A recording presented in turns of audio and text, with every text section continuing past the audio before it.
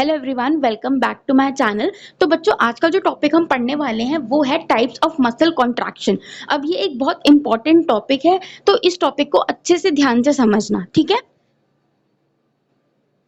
तो सबसे पहले मैं आपको थोड़ा ब्रीफ दे देती हूँ कि मसल कॉन्ट्रैक्शन होता क्या है। तो देखो, आप अपनी बॉडी में जितनी भी मूवमेंट्स करते हो, छोटी से छोटी और बड़ी से बड़ी, वो आप किस वजह से कर पाते हो? Because of your muscle contraction. तो अगर मैं थोड़ा टेक्निकल टर्म्स में आपको समझाऊं, तो जब हमारी मसल के अंदर टेंशन जनरेट होती है, फोर्स जनरेट होती है, तो उसकी वजह से मसल कॉन्ट्रैक्ट करती है। यानी कि जब मसल के अंदर जो टेंशन जनरेटिंग साइट्स हैं वो एक्टिवेट हो जाती हैं, वो स्टिमुलेट हो जाती हैं, तो आपकी जो मसल है वो कॉन्ट्रैक्ट करती है। अब इसके ना स्टेप्स होते हैं मसल कॉन्ट्रैक्शन के, कि कैसे वो सेंटर्स एक्टिवेट होते हैं, फिर कैसे आपकी मसल कॉन्ट्रैक्ट कर पाती है। तो उसके लिए मैंने ये वीडियो बना रखा है। अगर आपने नहीं देखा तो ये वीडियो देखने के बाद इस वीडियो को जाके देख लेना, जिससे कि आपका क्या होगा, जो मसल कॉन्ट्रैक्शन है इन डिटेल आपको अच्छे से समझ आ जाएगी। क्योंकि इस वीडियो का हमारा टाइटल है types of muscle contraction, right. So a muscle contraction is an increase in the tension. अब देखो, कोई भी अगर आप मूवमेंट करते हो तो उसके लिए आपको ताकत चाहिए होती है। तो जितनी स्ट्रेनस आप मूवमेंट करोगे, जितनी आप ताकत लगानी पड़ेगी आप कोई भी काम करने के लिए, उतनी ज्यादा जो है मसल के अंदर टेंशन प्रोड्यूस होती है। अब इसमें क्या हो सकता है ना, कि जो मसल की लेंथ है ना उसमें भी चेंज आ सकता है या नहीं भी आ सकता। तो इसके बारे में हम अभी आगे बात करते हैं। सो टाइप्स ऑफ मसल कॉन्ट्रैक्शन। तो 1925 में हिल जो थे उन्होंने दो टाइप्स ऑफ मसल कॉन्ट्रैक्शन बताई थी। कौन कौन सी? तो देखो, इन्होंने मसल कॉन्ट्रैक्शन बताई थी दो, आइसोमेट्रिक और आइसोटोनिक। Isotonic are further divided into eccentric and concentric contraction. अब हम इनको पढ़ते हैं कि ये होती क्या है। So first is the isometric muscle contraction. तो जो आइसोमेट्रिक कॉन्ट्रैक्शन है, ये वो तरीके की कॉन्ट्रैक्शन होती हैं बच्चों, जहाँ पे जो मसल की लेंथ है ना वो उतनी ही रहती है, ना बढ़ती है ना कम होती है। फॉर एग्जाम्पल, अगर किसी मसल की जो लेंथ है वो 10 सेंटीमीटर है, तो वो जब आइसोमेट्रिकली कॉन्ट्रैक्ट करती है मसल, तो जो मसल की लेंथ है ना वो 10 सेंटीमीटर ही रहेगी। वो ना 12 सेंटीमीटर होगी और ना ही 8 सेंटीमीटर होगी, जितनी है उतनी ही रहेगी। बट यहाँ पे क्या होता है, मसल फिर भी फोर्स प्रोड्यूस कर रही होती है, टेंशन प्रोड्यूस कर रही होती है। अब इसका जो एप्लीकेशन है रिहैबिलिटेशन में, हम कैसे यूज करते हैं, तो हम पेशेंट को ना आइसोमेट्रिक एक्सरसाइजेस करवाते हैं, ठीक है। तो उसके लिए मैंने ये वीडियो बना रखा है अबाउट आइसोमेट्रिक एक्सरसाइजेस। अगर आपने नहीं देखा है तो ये वीडियो भी देख लेना, क्योंकि ये तो आप पढ़ रहे हो, ठीक है, बट इसका एप्लीकेशन कहाँ होगा, तो एप्लीकेशन के लिए आप ये वाला वीडियो जरूर देखना है इसका।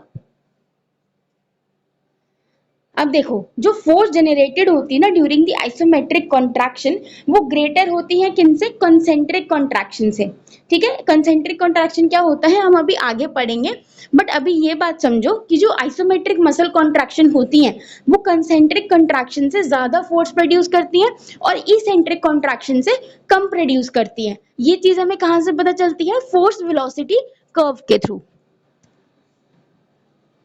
Next is the isotonic muscle contraction. अब देखो, आइसोटोनिक मसल कॉन्ट्रैक्शन क्या हुई? वो मसल कॉन्ट्रैक्शन जहां पे जो आपकी मसल की लेंथ है ना वो चेंज होती है, या तो इंक्रीज होगी या फिर डिक्रीज होगी। मतलब कुल मिला के there will be a change in the length of the muscle. तो इनको हमने दो कैटेगरीज में डिवाइड किया है, कंसेंट्रिक कॉन्ट्रैक्शन और इसेंट्रिक कॉन्ट्रैक्शन। कंसेंट्रिक कॉन्ट्रैक्शन क्या होता है बच्चों, कि जब जो मसल है वो कॉन्ट्रैक्ट हो रही है, कोई मसल, अब वो टेंशन तो प्रोड्यूस कर रही है, बट जब वो कॉन्ट्रैक्ट कर रही है ना, तो जो मसल की लेंथ है ना वो शॉर्ट हो रही है, यानी कि देयर इज एक्टिव शॉर्टनिंग।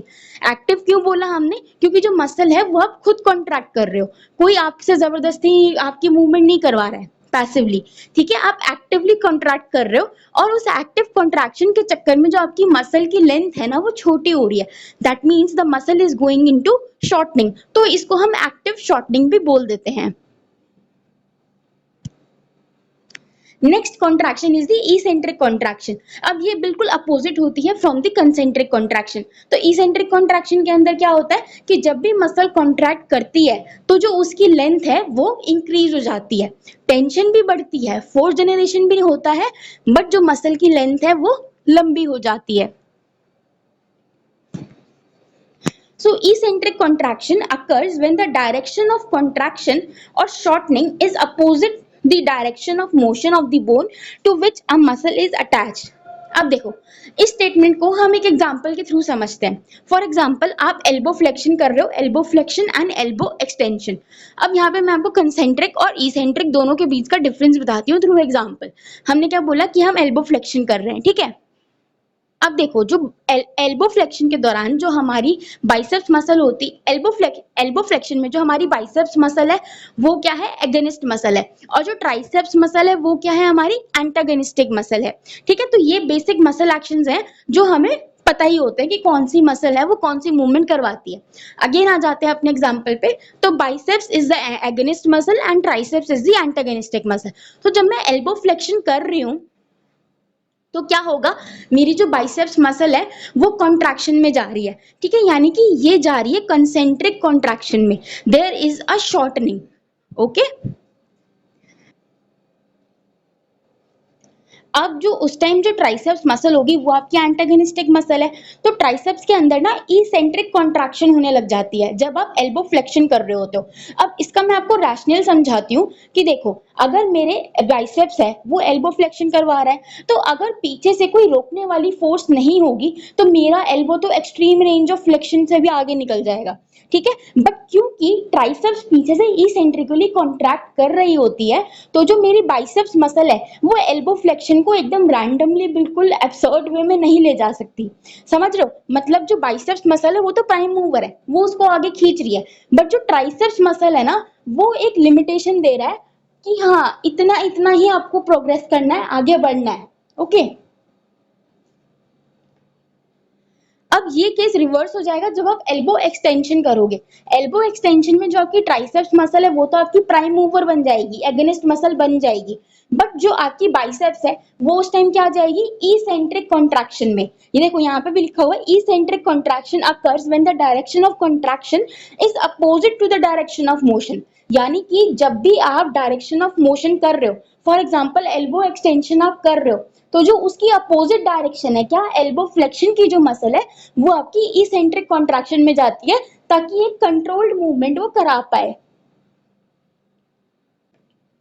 तो ये जो एगनिस्ट और एंटागनिस्ट का मैंने आपको रिलेशनशिप समझाया है, अगर आप इसके बारे में डिटेल में पढ़ना चाहते हो तो आप इस वीडियो पे क्लिक करके देख सकते हो। मैंने डिस्क्रिप्शन में भी ये वीडियो का लिंक दे दिया है, आप जाके इसको जरूर चेक आउट कर लेना ताकि आपको क्या है, कोई कंफ्यूजन नहीं रहेगा इन सारे मसल ग्रुप्स के अंदर। अब बात करते हैं कंसेंट्रिक, इसेंट्रिक और आइसोमेट्रिक कॉन्ट्रैक्शन की, कि इनकी टेंशन कैसे बढ़ती है या डिक्रीज होती है। सो कंसेंट्रिक कॉन्ट्रैक्शन में जैसे the speed of shortening decreases, the tension in the muscle increases. Eccentric contraction में as the speed of lengthening increases, the tension in the muscle increases and then plateaus. Isometric contraction में जो speed of contraction है वो zero रहती है क्योंकि length में तो कुछ चेंज आ नहीं रहा।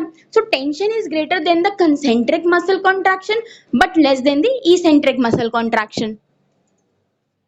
तो ये सारा जो इंटरप्रिटेशन है ये हमें कहाँ से मिलता है, from the force velocity curve. तो फोर्स वेलोसिटी कर्व की ये वीडियो मैंने बनाई थी, अगर आपने नहीं देखी तो आप जाके देख लेना बच्चों, क्योंकि यहाँ पे ना मैंने सारी चीजें नहीं डाली क्योंकि वो बहुत कंफ्यूजिंग हो जाता है और हम अपने टॉपिक से भी डाइवर्ट हो जाते हैं। तो इन सब वीडियोज का लिंक मैंने डिस्क्रिप्शन में दे दिया है, आप जाके ये सारी वीडियोज देख लेना, तो आपके जो बेसिक कंसेप्ट है ना वो सारे क्लियर हो जाएंगे। ये आप देख सकते हो, ये एक फोर्स वेलोसिटी कर्व है और जो इन्फॉर्मेशन मैंने अभी आपको बताई है वो सारी इसी कर्व से हम इंटरप्रेट करते हैं। So this is all about the video. If you have any doubt, you can ask me in the comment section. I will try to answer it to the best of my knowledge. And if you find this video informative, please like, share and subscribe to my channel. Thank you.